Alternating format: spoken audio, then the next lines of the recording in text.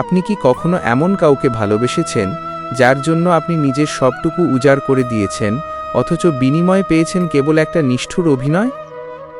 আশরাফ আলীর ভালোবাসাটা ছিল নদীর মতো গভীর, আর নুরাক তারার অভিনয়টা ছিল সমুদ্রের মতো মিথ্যা।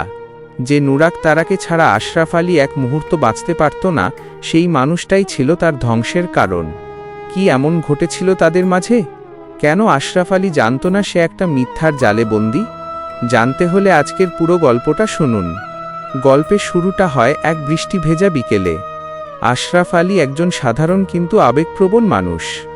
তার জীবনের কেন্দ্রবিন্দুতে ছিল নুরাক তারা। আশরাফ বিশ্বাস করত নুরাক তারা তাকে ছাড়া আর কাউকে দেখেনি। সে তার সমস্ত আয় রোজগার, সময় এবং আবেগ নুরাক তারার পায়ের কাছে বিলিয়ে দিয়েছিল। আশরাফ আলী প্রায় নুরাক তারাকে বলতো, তুমি আমার জীবনের সেই আলো, যা ছাড়া আমার অন্ধকার পৃথিবী মুহূর্তেই নিভে যাবে। নুরাক তারা তখন মিষ্টি হেসে উত্তর দিত, যা শুনে আশরাফ আত্মহারা হয়ে যেত। সে জানত না নুরাক তারার ওই হাসিটা কোনো অনুভূতি থেকে নয়, বরং এক ধরনের পরিকল্পিত অভিনয়ের অংশ। আশরাফের মা বলতেন, বাবা, মানুষটাকে ভালো করে চিনে নিস, ভালোবাসা অন্ধ হলেও পরিণাম খুব নির্মম হয়। কিন্তু আশরাফ মায়ের কথায় কান দিত না। সে নুরাক তারার প্রতিটি কথায় বিশ্বাস করত। নুরাক তারা যখনই কোনো বিপদের নাটক করত, আশরাফ আলী নিজের অস্তিত্ব বিপন্ন করে তাকে উদ্ধার করত। সে মনে করত নুরাক তারা হয়তো তাকে ভালোবাসার পরীক্ষায় ফেলছে। গল্পের মোড় ঘুরে যায় এক রাতে। আশরাফ আলী হঠাৎ একদিন নুরাক তারাকে ফোন করে কোনো সাড়া পায় না। অস্থির হয়ে সে নুরাক তারার বাসার সামনে গিয়ে হাজির হয়। দূর থেকে সে যা দেখল তা দেখে আশরাফের বুকটা ধড়ফড় করে উঠল।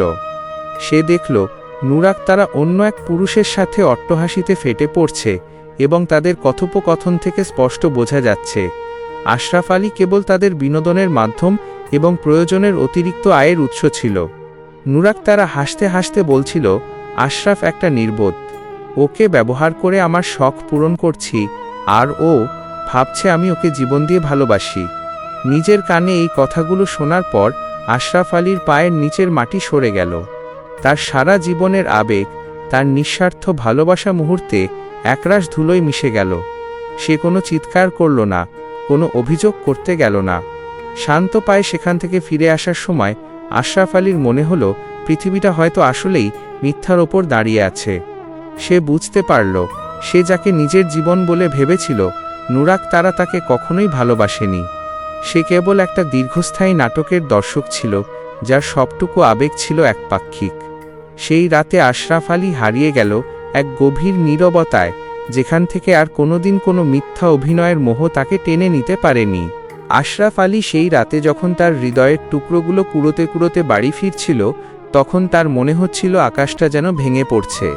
সে নুরাক তারার মুখোশটা নিজ চোখে দেখেছে, কিন্তু তার ভেতরের মানুষটা কিছুতেই সেই আঘাত মেনে নিতে পারছিল না। আশরাফ আলী সিদ্ধান্ত নিল সে নুরাক তারার সাথে কোনো ঝগড়া করবে না, কোনো কৈফিয়ত চাইবে না। সে শুধু নিঃশব্দে জীবন থেকে সরে যাবে। পরদিন নুরাক তারা বরাবরের মতোই আশরাফ আলীকে ফোন করল, যেন কিছুই হয়নি। সে খুব স্বাভাবিক কণ্ঠে বলল, আশরাফ, কাল রাতে খুব বিপদ ছিল, ফোন ধরতে পারিনি। তুমি কি আমার জন্য একটু টাকা পাঠাতে পারবে? আমার খুব জরুরি প্রয়োজন।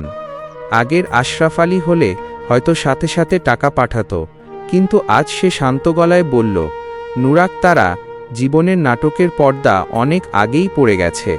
তোমার অভিনয়ের মঞ্চে আমার জায়গাটা আজ থেকে বন্ধ। নুরাক তারা প্রথমে হকচকিয়ে গেল, তারপর কিছুটা ভান করে বলল, তুমি এসব কি বলছো? আমি তো তোমাকে অনেক ভালোবাসি। আশরাফ আলী একটা দীর্ঘশ্বাস ফেলে ফোনের লাইনটা কেটে দিল। সে বুঝতে পারল নুরাক তারা ভালোবাসা বোঝে না, সে বোঝে কেবল প্রয়োজন। আশরাফ আলী তার জীবনের নতুন অধ্যায় শুরু করল। সে নুরাক তারার সাথে সব যোগাযোগ বিচ্ছিন্ন করে দিল। যে মানুষটাকে ছাড়া সে এক মুহূর্ত বাঁচতে পারত না, সেই মানুষটাকে ছাড়া সে বেঁচে থাকা শিখল, তবে নতুন করে। সে বুঝতে পারল যে তোমাকে ব্যবহার করে সে কখনোই তোমার প্রাপ্য নয়। আশরাফ আলী আজ নিজের পায়ে দাঁড়িয়ে অনেক বেশি আত্মবিশ্বাসী। সে এখন জানে মিথ্যার অভিনয় দিয়ে ভালোবাসা কেনা যায় না, কেবল সময় নষ্ট হয়। সে এখন শান্তিতে আছে, কারণ সে মোহ থেকে মুক্ত। আমাদের জীবনটাও অনেক সময় এমন, আমরা ভুল মানুষকে আঁকড়ে ধরে বেঁচে থাকি, কিন্তু যেদিন সত্যটা সামনে আসে সেদিন সব ধোঁয়াশা দূর হয়ে যায়। আশরাফের মতো আপনিও কি কখনো মিথ্যার জালে আটকা পড়েছেন?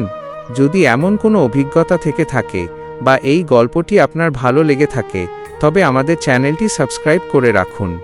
আপনার একটি সাবস্ক্রাইব আমাদের এমন আরও নতুন নতুন জীবনের গল্প নিয়ে আসতে উৎসাহিত করবে। ভালো থাকবেন আর সাবস্ক্রাইব করতে ভুলবেন না যেন।